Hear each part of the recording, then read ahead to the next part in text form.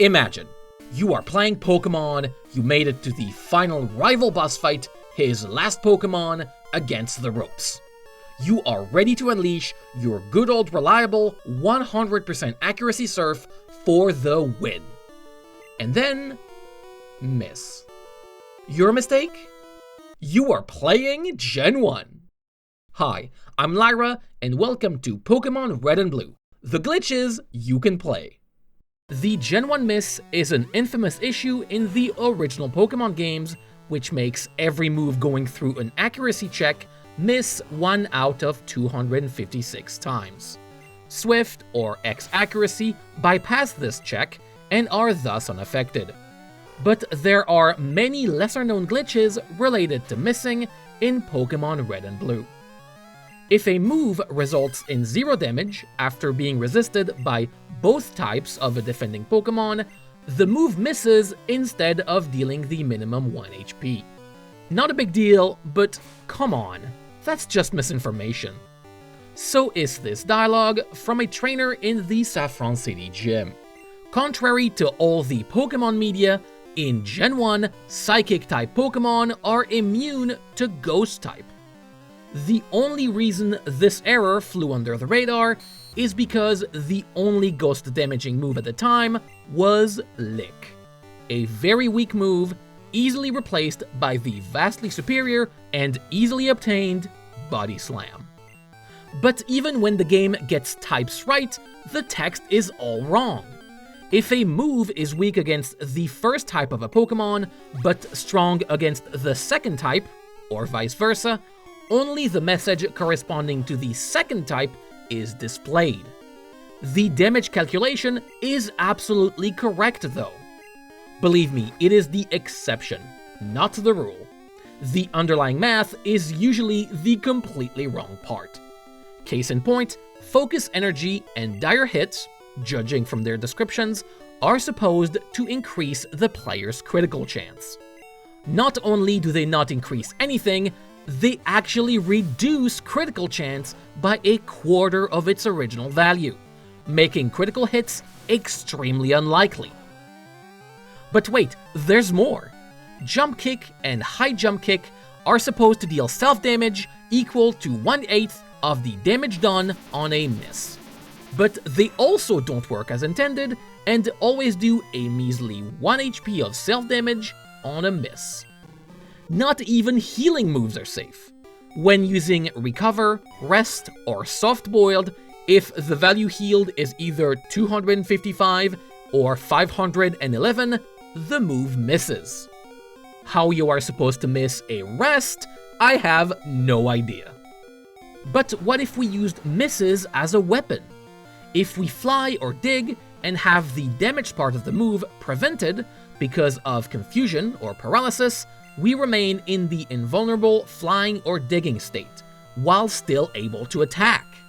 This glitch state remains until we use fly, dig, or any charging move. That's right, some bugs break the game in our favor. Like the fact binding moves, Wrap, Bind, Fire Spin, and Clamp, are automatically reused when the opponent switches Pokémon before the effect finishes. When that happens, 1 PP is used, as expected. If we have 0 PP when the move is automatically reused, the value underflows, and we end up with 63 PP, as not expected. Note that this glitch can also happen for every single move in the game. When a Pokémon is thawed or free from binding before it can act, the game automatically chooses a move to use. If the Pokémon had 0 PP across the board and would have used Struggle instead, they end up with the 63 PP, a long way from using Struggle. And we do want to avoid Struggle. See, in Gen 1, it is a normal type move, meaning it cannot hit Ghost-type Pokémon. So, if we have 2 Ghost Pokémon with no PP left in any of their moves, we end up in a never-ending struggle war. Another way to achieve an endless battle is by having 2 Pokémon who only know Transform. Since the copied moves have 5 PP after a transform, we cannot enter a struggle fight in the first place. We are instead stuck transforming into the opposing Pokémon forever. Transform. You thought Gen 1 combat was broken already? Wait until we get to the really glitchy moves. The ones that completely destroy the game code. How so? If we use Ditto to transform, then swap the position of the first move, once out of combat, transform will change into a mysterious glitchy move. A glitchy move that leads to predictable glitchy results. Also, any wild Pokémon caught transformed is Ditto. It does not matter if the original Pokémon just used Mimic, Mirror Move, or Metronome. In Gen 1, if you are transformed, you are Ditto. Which is why the color palette of a transformed Pokémon is replaced by Dittos if we check the Pokémon stats. If a Pokémon learns a new move due to leveling up, its moveset reverts to the original one while remaining transformed. Note that you actually have to learn the move for this glitch to occur. This happens with Mimic as well. Finally, critical hits for transformed Pokémon are calculated based off the non-transformed Pokémon's stats, but only for the player. Opponents' crit calculations are just fine. But, you may say, transform must be glitchy because of its complexity. It must be the only really busted move in the game, right? Substitute creates a doll at the cost of 25% of the user's max HP. If said user happens to have exactly 25% of its hit points and uses Substitute, it KOs itself. If we look at one of our Pokémon's stats when an opponent's Substitute is up, the game runs into a little display issue. Substitute's effect is also completely inconsistent. It is supposed to protect against all status effects moves, but in Red and Blue, it does not protect against sleep moves. It protects against moves that cause paralysis as a secondary effect, but not moves that cause paralysis directly. And yet, it protects against moves that cause confusion directly, but not those that have confusion as a secondary effect. Did you get all that? Me neither. It's fine, confusion breaks Substitute anyway. If we take confusion damage while under Substitute, we take no damage. Yet an incorrect message appears, stating the opponent's Substitute took damage. If that damage is enough to take down the non-existent Substitute, the opposing Pokémon goes down for a second, then back up. If the opponent actually has a Substitute of its own, it takes the confusion damage instead of us. And we have yet to talk about the biggest Substitute problem. What happens when the doll breaks in the middle of an attack? Any secondary effect of a move is not triggered when the damaged part takes down a Substitute. Weird interactions galore. Explosion or self-destruct do not KO the Pokémon using it. It does remove their sprite for the remainder of the fight though. Recoil damage is also ignored, which is great, but so is the heal on draining moves, which is less great. Psybeam and Confusion don't confuse the target, which is probably for the best. Multiple hit moves stop immediately, Payday does not drop any money, and finally, Hyper Beam skips its recharge turn. In the case of Hyper Beam, the recharge turn is also skipped if the targeted Pokémon is KO'd, which makes this move one of the best in Gen 1. If the Pokémon flinches or is put to sleep, the recharge turn is also completely ignored. Although, we would need to wake up instantly for it to really matter. Now, if the user is frozen before recharging, the opposite effect occurs, resulting in a Pokémon stuck recharging in ice forever. In this situation, it cannot thaw naturally, and is at the complete mercy of its opponent. Funnily enough, if the Pokémon is thawed using Haze, the glitch remains. Like Hyper Beam, Toxic and Leech Seed are a cornerstone of Gen 1 combat, thanks to a glitch. See, the turn counter, used to determine toxic damage, is also used by Leech Seed. Having both effects active at the same time makes the damage ramp up stunningly fast. And don't try to rest, as the turn counter won't be reset. Meaning, if the Pokémon is toxicked or Leech Seeded once again, the damage picks up right where it left off. Surprisingly, this also works if the Pokémon is burned instead, as both Poison and Burn use the same code for calculating damage. It is why they both suffer from the same KO glitch. If a poisoned or burning Pokémon is knocked out by self-damage before the poison or burn effect, if the Pokémon is confused, for example, the animation will still play on the fainted Pokémon.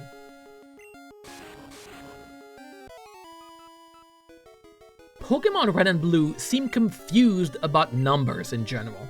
Even seemingly simple moves like Mimic get the math wrong. Mimic correctly copies an opponent's move, while retaining its own PP. It also, weirdly enough, copies the target move's max PP.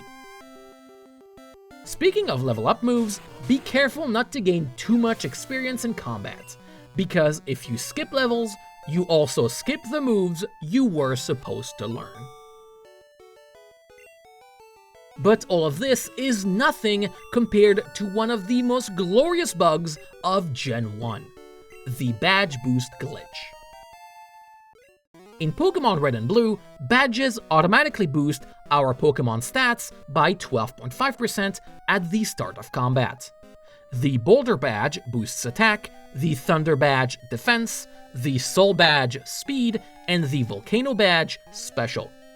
The glitch? Every time our Pokémon stats are modified in any way, whether it be a buff or debuff, the badge boost is reapplied. For example, if we have all badges and the opponent uses Tail Whip, our Pokémon has its defense decreased by 1 stage, and all of its stats buffed by 12.5% on top of the previous buffs. And we can keep reapplying the boost as many times as we want. Technically, stats cannot go higher than 999, but through some extra fudging, we can bypass this cap. Be careful though, as going over 1023 causes the stat to loop back to 0. Reflect and Light Screen, for instance, ignore the 999 cap. So we have to be careful not to overbuff ourselves, as we are running the risk of having our defense or special revert to 0. Also, using Reflect causes the opponent to somehow take less damage when it hurts itself from confusion. We also must be extra careful with low defenses.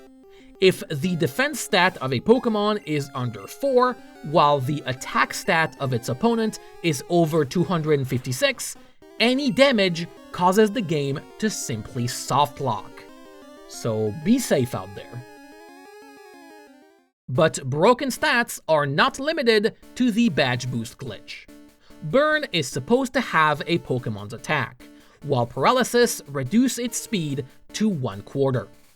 But when a stat-altering move is used against a burned or paralyzed Pokémon, its stat debuff is applied 1 extra time, like a reverse badge boost. The stat can be lowered like this until we reach 1. But there is a way to counter this debuff, as any burned or paralyzed Pokémon that uses a move that raises attack or speed has their corresponding stat recalculated, removing the debuff effect altogether.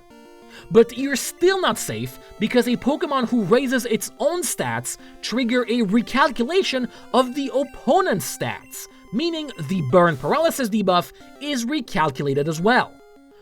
Basically, stay away from burn and paralysis in Gen 1 unless you want a giant headache. Or you could just use any status condition healing item, like Burn, Heal, or Antidote, as they reset any stat changes and remove all currently active badge boosts. So that's what Blaine was warning us about. Can we go back to easier glitches to understand?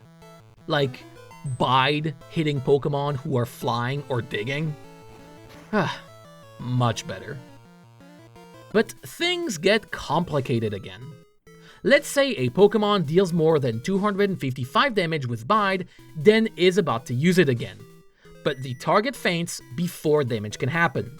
Then another Pokemon uses Bide again. Because the Bide damage value was not cleared properly, the new Bide damage can be different than expected. This causes a Link Battle Desync. What's a desync? Hey, did you know counter always fails when called by metronome? Also, even when counter crits, it deals the same damage as a non-crit. Believe it or not, counter's damage calculation gets even sillier, because it looks at the last move used. Meaning, if the opponent is unable to act, due to a status effect, or if an item is used instead, counter will calculate damage by looking at the last move used before that, regardless of the user. Which means we can counter our own counter to damage a Pokemon who can't even attack. Heck, we can even counter recoil damage. Even the move's type is not safe. See, counter is intended to only work on normal and fighting moves, but the way it determines the type is whenever we move the cursor in the move list. So, if we move our cursor to a normal or fighting type, quit out, switch Pokemon, counter will work on that move, even if its type is incorrect. Do it in a Link battle, and we get a Desync. Again. Remember the biggest selling point of Red and Blue, and what made the Pokemon games so special at the time? The ability to trade and fight with another cartridge. In a time before the internet and online games were ubiquitous, this was really special. But when you throw glitches in the mix, you end up with one of the nastiest issues in the entire game: Desync. Let's start a Link battle and start throwing Psywaves. There is a glitch in the damage calculation that makes it so sometimes the damage dealt is different between the two players. At that point, the HP of both Pokemon is different, and the combat state is not properly synchronized anymore. The games still interpret the other player's actions in the way they each think is correct, except there are now two different fights happening at the same time. Mirror Move can, paradoxically, cause Link battles to not mirror anymore. If a binding move is used with Mirror Move and the trapped Pokemon is switched out, the binding keeps going in one game, yet misses in the other. Desync. Remember earlier how if a Pokemon is thawed before its turn is up, it automatically uses a move? In a Link battle, the move chosen is the last move the cursor hovered over for the thawed Pokemon, and the last move used in combat for the attacker. Which means, you know it, Desync.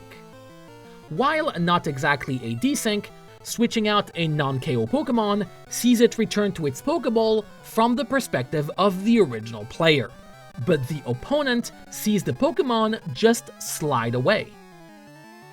But even this inconsistency isn't consistent, as the unique Pikachu in Pokemon Yellow is not called back into its Pokeball, fixing the issue. But this fix to the inconsistent inconsistency is also inconsistent, because in the very first fight against the rival in Yellow, Pikachu still enters while sliding, even though at this point in the story, it is still supposed to be in its Pokeball. If all of this is giving you a severe headache and you want to escape from the Cable Club and Link battles, you can do that easily. just blackout from poison damage. This leads to the save option being disabled, and every fight we trigger is a copy of the team we were linked with. If we escape before initiating any combat or trade though, the game doesn't take it well. But hey, we are now outside, free from link battles and combat glitches, right? Not quite yet. In the original Japanese games, if we lose to the Saffron gym leader Sabrina, when we come back, Sabrina considers us victorious and gives us the Marsh badge as well as TM46. If we do win the fight, we can still glitch Sabrina by holding B at the end of combat, then hold A. This will make us immediately talk to Sabrina again, triggering her fight once more. We can rematch her like that indefinitely, or until we lose and are automatically given the badge when we come back. But how about a fight we can neither win nor lose? Rest is a psychic type move, meaning even if it does not do damage, the AI will prioritize it against fighting or poison type Pokémon. Combine this with the fact opposing trainers cannot run out of PP, and we have an endless battle waiting to happen. All we need now is the spark. Rage. This fight is technically not endless, thanks to the Gen 1 miss. But if you were to set up a Pokémon who only knows Rage, you would be here for a while. But who's crazy enough to do that? So, Gen 1 is pretty busted, huh? And yet, there are many more glitches I have not mentioned yet. Gen 1 truly is the gift that keeps on giving. That's right, we'll be here very soon for the third, and hopefully final, video on Pokémon Gen 1 glitches. Huge thanks to the Cutting Room Floor, Bulbapedia, the disassembly of Pokémon Red and Blue, and Glitch City. You can find a ton of info on any Pokémon-related glitch there, as well as more technical facts I tend to skim past. And, of course, the biggest thanks of all to all the supporters who help this content happen. I wish you all a wonderful day.